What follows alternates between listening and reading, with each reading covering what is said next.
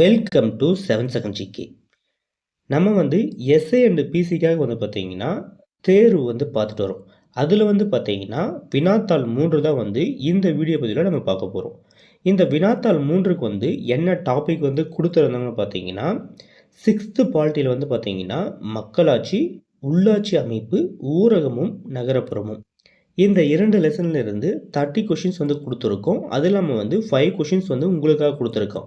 மொத்தம் 35 கொஷின்ஸ் உங்களுக்காக மொத்தம் 35 கொஷின்ஸ் இந்த வீடியோ பதிவில் நம்ம பார்க்க போகிறோம். அதில் பார்த்தீங்கன்னா வினாத்தாள் 2ல் ஒரு 4 கொஷின்ஸ் உங்களுக்காக கொடுத்துருந்தேன். அதோட ஆன்சர் ஃபஸ்ட்டு பார்த்துட்டு வினாத்தாள் 3 பார்ப்போம்.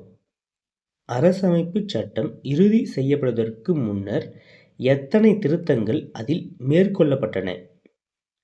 ஆன்சர் டி, 2000 திருத்தங்கள். செகண்ட் கொஸ்டின், முழுமையான அரசியலமைப்பு சட்டம் எப்போது தயாரானது? ஆன்சர் சி, 1949 நவம்பர் 26. தேர்ட் கொஸ்டின், இந்திய அரசமைப்பு சட்டத்தின் உண்மை பிரதிகள் நாடாளுமன்ற நூலகத்தில் டேஸ் வாயு நிரப்பப்பட்ட பேழையில் வைத்து பாதுகாக்கப்படுகிறது. என்ன வாயுன்னு பார்த்தீங்கன்னா ஈலியம். நெக்ஸ்ட்டு ஃபோர்த் ஒன் பாருங்க. இந்தியா எனது தாய்நாடு என தொடங்கும் நமது தேசிய உறுதிமொழியை டேஸ் என்பவர் தெலுங்கில் எழுதினார். Answer C, Venkata Subba Rao. இந்த 4 கொஷின் தான் உங்களுக்கு வினாத்தாள் 2ல் உங்களுக்காக கொடுத்துருந்தேன். இப்போ பார்த்தீங்கன்னா வினாத்தாள் 3 பார்ப்போம். ஃபர்ஸ்ட் கொஷின், கூற்று. மக்களால் மக்களுக்காக நடத்தும் ஆட்சி மக்களாட்சி என்று கூறியவர் ஆபிரகாம் லிங்கன். சரி. கூற்று 2, மக்களாட்சியின் பிறப்பிடம் சுவிட்சர்லாந்து. இது தவறு. ஆன்சர் பார்த்தீங்கன்னா ஏ, கூற்று 1 சரி, கூற்று 2 தவறு. கொஷின் நம்பர் 2, பிரதிநிதித்துவ மக்களாட்சி நடைபெறும் நாடுகளில் எது தவறானது? Answer D, Switzerland. Question number 3, அதிபர் மக்களாட்சி நடைபெறும் நாடுகள் எவை? ஆன்சர் சி, அமெரிக்க ஐக்கிய நாடுகள், கனடா. இந்த 2 நாடுகளும் பார்த்தீங்கன்னா அதிபர் மக்களாட்சி நடைபெறும் நாடுகள். ஃபோர்த் கொஷின், எந்த ஆண்டு ஐநா சபை உலக மக்களாட்சி தினமாக செப்டம்பர் 15ஆம் நாளை அறிவித்தது?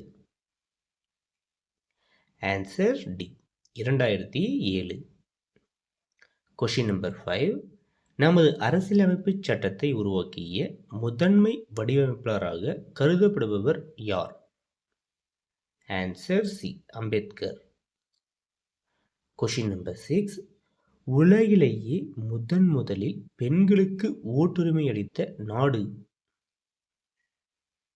Answer D, New Zealand. Question number 7, தவறான இணையை தேர்ந்தெடு.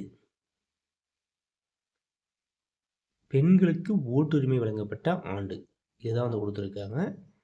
நியூசிலாந்து 1893. இது சரிதான். செகண்டும் தேர்டும் தவறு. ஐக்கிய பேரரசும் அமெரிக்க ஐக்கிய நாடுகளும் தவறு. ஆன்சர் பார்த்தீங்கன்னா சி, 2, 3 தவறு. கொஷின் நம்பர் 8, இந்திய குடிமக்களில் எத்தனை சதவீதம் பேர் தங்கள் நாட்டின் மக்களாட்சியின் மீது நம்பிக்கை கொண்டுள்ளதாக புள்ளி விவரம் தெரிவிக்கிறது? Answer D, 79%. கொஷின் நம்பர் 9, உலகிலேயே பழமையான மற்றும் நீண்ட காலமாக செயல்பட்டு வரும் நாடாளுமன்றத்தை கொண்ட மக்களாட்சி நாடு? Answer C, Iceland. Question number 10, பழமையான அரசியலமைப்பு தற்போதும் நடைமுறையில் உள்ள நாடு? Answer B, San Marino's. Question number 11, தவறான இணையை தேர்ந்தெடு. ரோமானிய பேரரசு தீபகற்ப இத்தாலி. சரி. மனித தீவு இங்கிலாந்திற்கும் அயர்லாந்திற்கும் இடையே உள்ளது. இதுவும் சரி. ஆன்சர் பார்த்தீங்கன்னா டி, 2ம் சரி.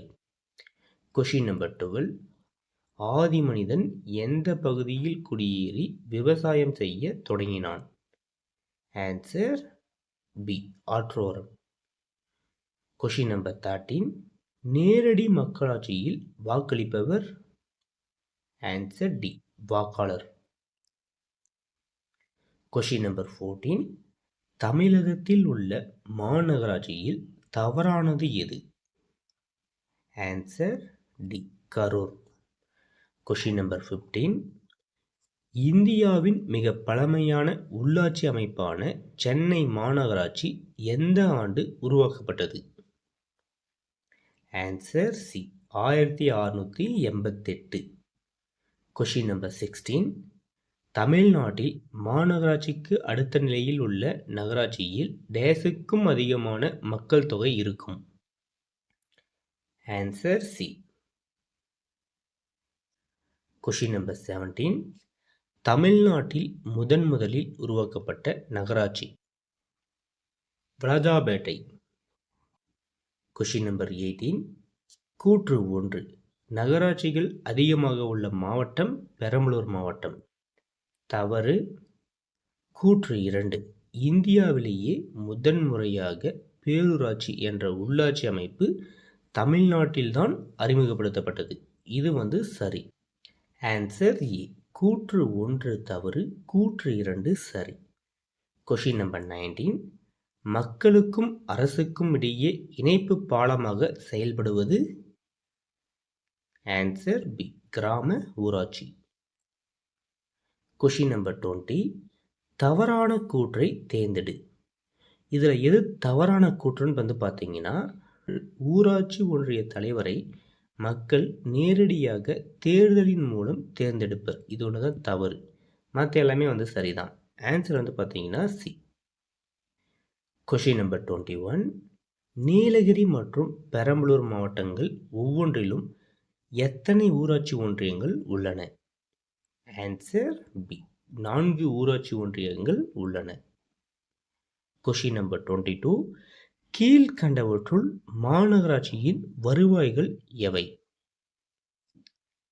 வீட்டு வரி சரி, குடிநீர் வரி சரி, தொழில் வரி இதுவும் சரி, பொழுதுபோக்கு வரி இதுவும் சரி, கடைகள் மீதான வரி இதுவும் சரி.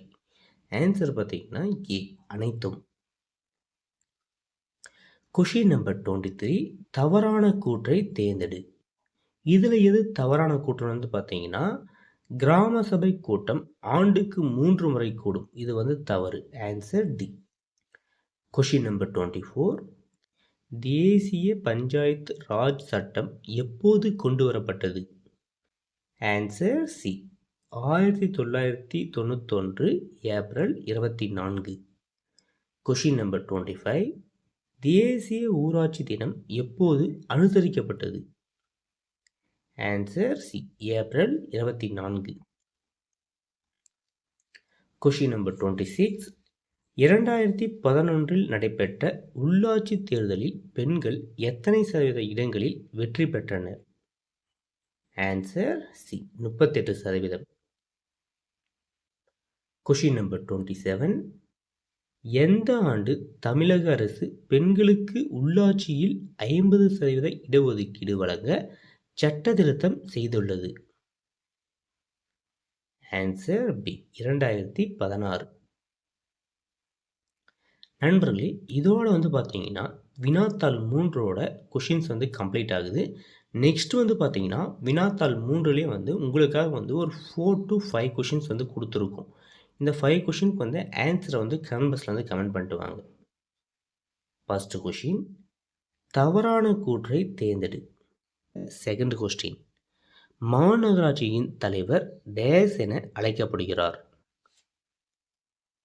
நெக்ஸ்ட் பாருங்க தேர்ட் கொஸ்டின், பொறுத்துக.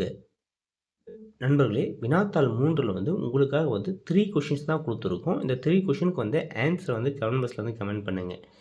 27 கொஷின்ஸ் நம்ம பார்த்துருக்கோம். 3 கொஷின்ஸ் உங்களுக்காக கொடுத்துருக்கோம். மொத்தம் 30 கொஷின்ஸ் வினாத்தாள் 3ல் கொடுத்துருக்கோம். இந்த 3 கொஷின் 28லேருந்து 30 இந்த 3 கொஷின்ஸுக்கு பார்த்தீங்கன்னா நம்ம வினாத்தாள் 4 பார்க்குறாங்கல்ல, அதில் உங்களுக்கு ஃபஸ்ட்டு ஆன்சர் சொல்லிடுறேன். இப்போ வந்து பார்த்தீங்கன்னா, வினாத்தாள் 4க்கு வந்து என்ன டாபிக் வந்து படிச்சிட்டோம்னு பார்த்தீங்கன்னா, 6த்து ஃபுல்லாவே இதோட வினாத்தாள் 3லயே வந்து பார்த்தீங்கன்னா, 6த்து பாலிட்டி ஃபுல்லா வந்து கம்ப்ளீட் ஆயிடுச்சு. ஒவ்வொரு நம்ம 6த்தில் வந்து மொத்தம் 6 லெசன்ஸ் இருக்குது. இந்த 6 லெசனில் வந்து 2 லெசனாக வந்து கொடுத்துருக்கோம். 2 லெசன்ஸாக வந்து கொடுத்துருக்கோம். நெக்ஸ்ட்டு வந்து 6த்து பாலிட்டி ஃபுல்லாக வந்து ஒரு ரிவிஷன் டெஸ்ட் வந்து கண்டக்ட் பண்ண போகிறோம். 6த்து பாலிட்டி ஃபுல்லாக வந்து ஒரு ரிவிஷன் டெஸ்ட்டாக வந்து கண்டக்ட் பண்ண போகிறோம். அதனால் வந்து 6த்து பாலிட்டி ஃபுல்லாக அந்த 6 லெசன்லேயும் வந்து நீங்கள் வந்து படிச்சுட்டு வந்துடுங்க. அதுலேருந்து ஒரு 100 கொஷின்ஸ் பக்கம் வந்து நம்ம எடுக்க போகிறோம். மேக்ஸிமம் வந்து 100 இல்லை மினிமம் வந்து 50 கொஷின்ஸ் வந்து நம்ம எடுக்க போகிறோம் 6த்து பாலிட்டியிலேருந்து. 6த்து பாலிட்டியிலேருந்து மட்டும் மேக்ஸிமம் எடுத்தால் 100 கொஷின்ஸ் எடுப்போம். இல்லைன்னா வந்து 50 கொஷின்ஸ் வந்து கண்டிப்பாக வந்து எடுத்துருப்போம். ஒரு 1 or 2 டேஸில் வந்து ரிவிஷன் டெஸ்ட் 1 வந்து ஸ்டார்ட் பண்ண போகிறோம்.